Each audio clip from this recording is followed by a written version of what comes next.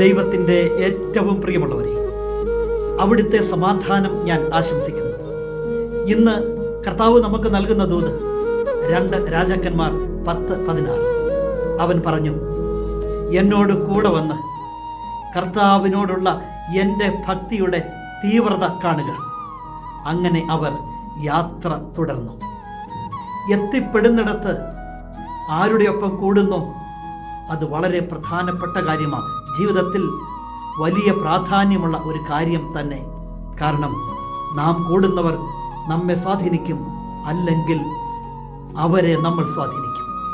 അവരുടെ ബന്ധങ്ങൾ, ജീവിത സാഹചര്യങ്ങൾ, സ്വഭാവങ്ങൾ ഒക്കെ നമ്മെ സ്വാധീനിക്കും. തിരിച്ച് നല്ല കൂട്ടങ്ങളിൽ എത്തിപ്പെടാൻ സാധിക്കട്ടെ. ഇവിടെ യേഹൂ ഇത് യഹോനാദാബിനോട് പറയുമ്പോൾ മറിച്ചൊന്ന് ചിന്തിക്കാതെ അവർ ഒരുമിച്ച് യാത്ര പുറപ്പെടുകയാണ്. കർത്താവിനോടുള്ള ഭക്തിയുടെ തീവ്രത കാണാൻ.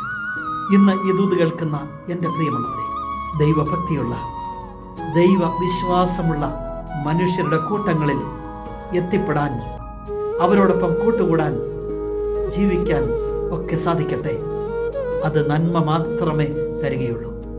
കരുണാമയനായ ദൈവം നമ്മെ എല്ലാവരെയും സമൃദ്ധിയായി അനുഗ്രഹിക്കട്ടെ.